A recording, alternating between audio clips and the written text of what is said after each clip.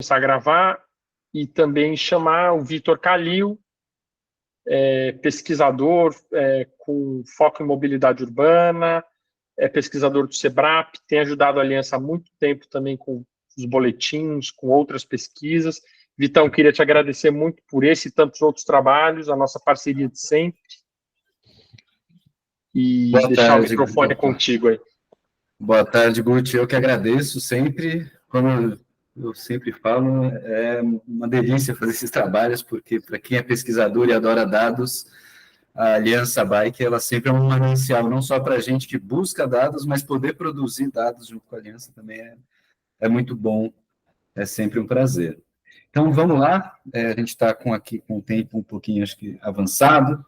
Essa apresentação ela é mais resumida, né? O boletim, de fato, ele tem informações mais detalhadas e traz as coisas com um pouquinho mais de calma. Então, rapidamente, a metodologia com a qual a gente sempre faz o boletim de importação e exportação, a gente usa duas bases de dados oficiais.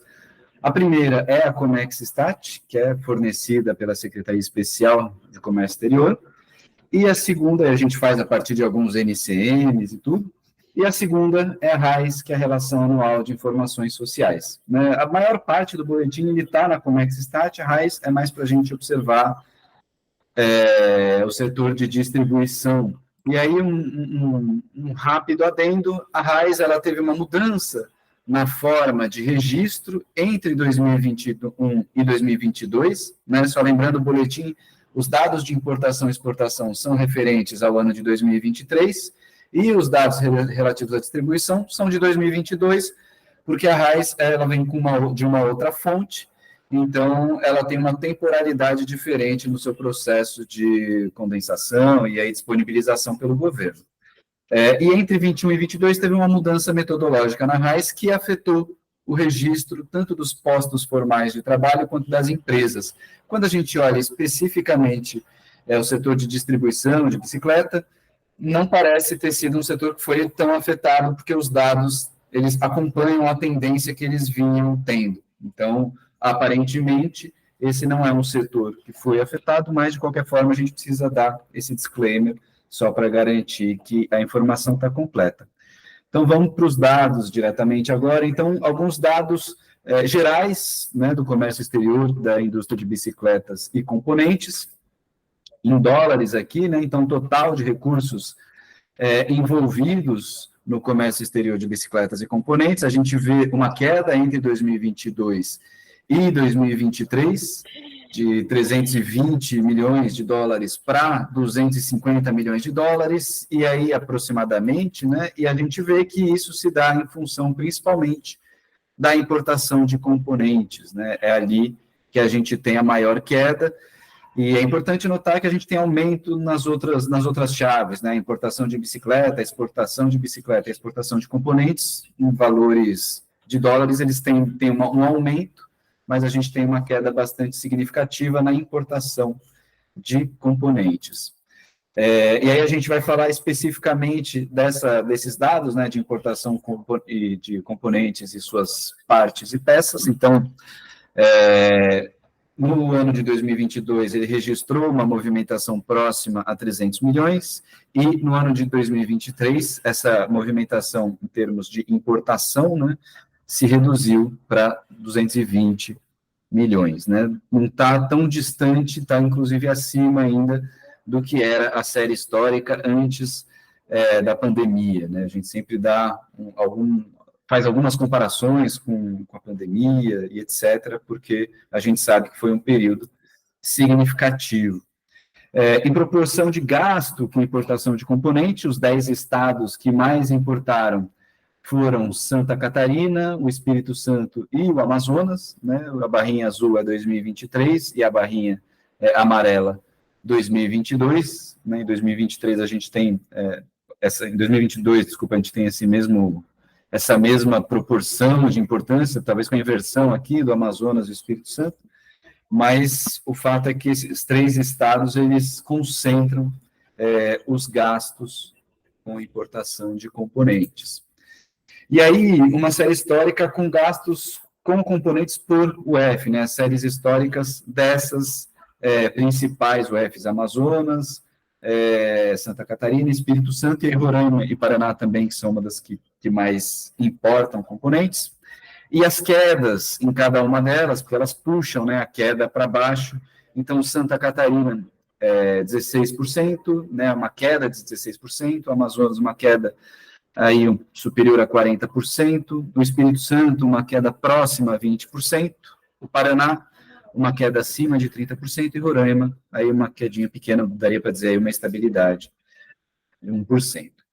E aí a proporção da quantidade estatística, né, porque a gente tem o valor em dólares e cada componente tem uma quantidade estatística da qual ele é importado por unidade da Receita Federal, né, por qual foi a entrada desses componentes. Entre 2022 e 2023, o Porto de Itajaí, ele passa o Porto de Santos na quantidade estatística de entrada dos componentes no Brasil, que mostra, talvez, pode apontar para algumas explicações em relação a quem está importando, onde está importando, quais são os caminhos que esses componentes estão tendo para chegar no país. E aqui é um dado, é o mesmo dado, olhando para o valor desse gasto com importação, né? Então, a gente tem o Porto de Itajaí, em seguida o Porto de Santos, e em terceiro o Porto de Manaus, né? Quando a gente faz uma análise bastante rápida, antes o Porto de Santos ele importava mais quantidade estatística, mas ainda assim, mesmo em 2022, ele tinha menos dólares, né, entrando por ali. E agora a coisa meio que virou uma reta para os dois, então a gente tem o Porto de Itajaí tanto com mais quantidade estatística, quanto com mais recursos entrando em termos de componente, né, sendo importados e entrando por esse local. Aqui é só um pedaço no relatório, essa tabela está completa, mas é só para a gente dar uma olhada, quer dizer, os países da onde a gente importa componentes se mantêm os mesmos, né, os principais, então a China, Taiwan e Indonésia. A proporção de importância deles muda um pouquinho, então Taiwan ganha bastante importância, mesmo com queda no valor total importado, ele ganha bastante importância em função de uma queda muito maior do valor total, né, de componentes importados. O mesmo acontece com a China, mas o importante aqui é esse destaque de que esses países, eles seguem sendo os principais países da onde a gente mais importa componentes. E aí, uma pequena entrada para a importação de quadros, garfos e suas partes. Então, em termos de quantidade estatística e valor em dólares, a gente tem uma queda entre 2022 e 2023. Aí, quando a gente olha para valor em dólares, esse eixo aqui da esquerda, a gente tem aqui uma queda que vai aqui de pouco mais de 60 para pouco menos de 50 milhões, né? Entre pouco mais de 60, isso, de 60 para 50, esse componente especificamente. E esse componente também a gente olha quais são os principais estados que importam esses componentes. Então, em termos de quantidade estatística, o principal estado é Santa Catarina, mas o valor em dólares aportado é o Amazonas, levando em consideração que a quantidade estatística, ela é quilograma, né? Então, a gente está falando de quilograma, isso pode ter a ver com o valor agregado dos produtos que estão sendo importados por esses estados, essa diferença, esse desbalanceamento, né? E aí, esse valor, ele vem por ano e por país, né? Ou seja, de onde a gente importa quadros, garfos e suas partes, né? E qual o valor aportado em cada país para isso. E aí a gente tem que a China, né, Taiwan, se mantém como os principais exportadores para o Brasil, né, de onde a gente mais importa, e o Vietnã e Portugal também aparecem com alguma significância aqui, está ali entre os primeiros países, embora com um patamar muito abaixo, né, que a gente vê da China e de Taiwan. Vai falar um pouquinho da importação de bicicletas inteiras, né? Como a gente viu, a importação de bicicletas, ela cresceu no país entre 2022 e 2023. O destaque vai para Santa Catarina, que cresceu 65%, Espírito Santo, 36%, e São Paulo, 18%, né? Os principais países, né, que exportam bicicleta para o Brasil são a China, Taiwan e Camboja e Vietnã. Então, quando a gente olha o gráfico de unidades de bicicleta, a gente vê aqui esse crescimento entre 2022 e 2023, de 48 mil para próximo de 70 mil unidades importadas. Os valores gastos, eles acompanham esse dado, né? Então, eles passam aqui de 19,3 milhões de dólares para 22 milhões de dólares, praticamente. E aqui a gente tem os principais estados que importam bicicletas inteiras. Então, a gente tem Santa Catarina, concentrando bastante importância, né? O Espírito Santo e São Paulo em terceiro lugar, mas a gente vê que os estados que mais importam se mantêm sendo os mesmos estados, né? Que a gente tem alguma variação e o crescimento observado no todo sendo puxado principalmente aqui pelo estado de Santa Catarina. Aqui o país de origem, né, e o valor pago, a gente viu lá as unidades de cada país, naquele gráfico que falava da China, Taiwan, e aqui a gente tem o valor pago para esses países, né? Então, a gente tem, quando a gente vê o valor pago, a gente tem alguma mudança aqui na ordem dos países em relação à quantidade, isso tem a ver com a quantidade de bicicletas, isso tem a ver justamente com o valor do produto que está sendo importado, tá certo? China, Taiwan e Camboja se mantêm nos 3 primeiros lugares aqui em termos de valor pago, e o Vietnã em quarto, e é onde está a grande massa do valor pago, né, se a gente considera, junto com os Estados Unidos aqui também. E aí, falar um pouquinho de exportações, estou falando bem rápido para caber aqui no tempo que resta, para não estourar muito. Quando a gente olha exportações, em geral, da indústria da bicicleta e componentes, a gente vê um crescimento da ordem de aproximadamente 1,5, 1,4 milhões de dólares na exportação que o Brasil produziu, né? Quando a gente olha a exportação de bicicletas inteiras, a gente vê uma queda na unidade, mas um aumento no valor, o que pode estar associado também a essa questão do valor agregado do produto, né? Talvez exportando aí um produto de maior valor agregado. Antigamente, a gente tinha as bases da Syscori que davam para a gente ter algum cheiro do que estava acontecendo, em função do campo que dava descrição e etc. Hoje é mais difícil, então esses movimentos, eles caem muito no campo da suposição. Antes a gente podia até, inclusive, eventualmente até encontrar alguns errinhos de declaração, coisa parecida, e hoje isso acaba ficando um pouco mais difícil de acontecer. As bicicletas exportadas por país comprador, então a gente tem o Paraguai, o Uruguai e a Bolívia, mas com destaque para o Paraguai, né, se mantendo o principal país que importa as bicicletas do Brasil, para o qual o Brasil exporta suas bicicletas, e o Uruguai também com bastante significância, aí com quase 20%. Em termos de componentes, né, a gente vê que tem um crescimento também, tanto no valor desses componentes, né, dessa exportação, de aproximadamente aí 200 mil dólares, e na quantidade estatística, aí, passando de aproximadamente 100 mil. Como as unidades estatísticas variam entre os componentes, não dá para dizer se são quilos, se são unidades e tal, mas como a gente tem a mesma somatória todos os anos, a gente consegue fazer essa comparação, né?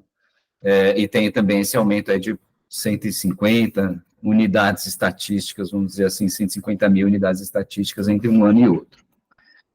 Por fim, rapidamente, o mercado de distribuição, aí o mercado de trabalho, né, o que a gente tem uma pequena queda na população ocupada e um pequeno aumento no número de estabelecimentos, né, que trabalham com a KNAI de distribuição. Eu não citei exatamente a KNAI aqui, mas ela está no relatório, isso está tranquilo. E como a movimentação ela está muito parecida com a movimentação que o gráfico aponta na série histórica, aparentemente, isso não teria uma grande relação, mas pode ter alguma relação com a troca metodológica do processo de coleta desse dado da RAIS, né? As empresas estão sendo coletadas também pelo e-social, então isso, e entre 2021 e 2022, o setor de serviços teve várias quinais que passaram a ser registradas dessa forma, e isso gerou uma mudança bastante significativa nos dados de empregabilidade. Aqui a gente tem o valor da remuneração média dos trabalhadores formais desse mercado, a gente tem um aumento real do valor desse trabalhador, do valor médio desse trabalhador, de remuneração dele, entre 2012 e 2022, atualizando, né, por dezembro de 2022, esse aumento entre 2012 e 2022 é de 19%, isso pode estar associado a uma melhoria de fato na remuneração desses trabalhadores, mas também, eventualmente, a um processo de demissão de postos mais baixos e manutenção de postos com maior remuneração. E, grosso modo, e muito rapidamente, peço desculpas até pelo acelerado, é isso. Imagina, Vitão, obrigado demais. Isso é um resumo do boletim. Eu, particularmente, gosto muito de uma tabela, Vitão, que não ficou na apresentação, mas que mostra todos os componentes destrinchados e, ao longo de 10 anos, como foi a importação de cada componente. Então, é uma tabela que vale vocês... imagino que vocês monitoram alguns componentes, né, com os quais vocês trabalham, mas é legal ter uma visão do todo. Isso está lá também. E, obrigado. Quem quiser mais detalhamento, a gente tem as bases de tudo que foi baixado do sistema da Comex, Stat, e eventuais cruzamentos que vocês queiram fazer. Podem pedir para a gente, eu peço para o Vitor cruzar, eventualmente algum dado que não está lá, que eventualmente a gente tenha, nos peçam. Acho isso bem importante. Então, gente, 6h03, eu acho que aqui nosso compromisso de não passar de 1 hora, e com isso a gente encerra a nossa reunião mensal. Queria agradecer demais a participação, a presença de todo mundo que permaneceu até aqui agora. Desculpa o acelerado da apresentação das coisas, porque era muito assunto, pouco tempo, mas como é uma reunião mensal, a gente retoma muita coisa na reunião de junho agora, e vários encaminhamentos nós tiramos, mas acho importante destacar aqui, então, o encaminhamento da criação do grupo de trabalho com relação aos associados e também o encaminhamento de um grupo paralelo que vai tratar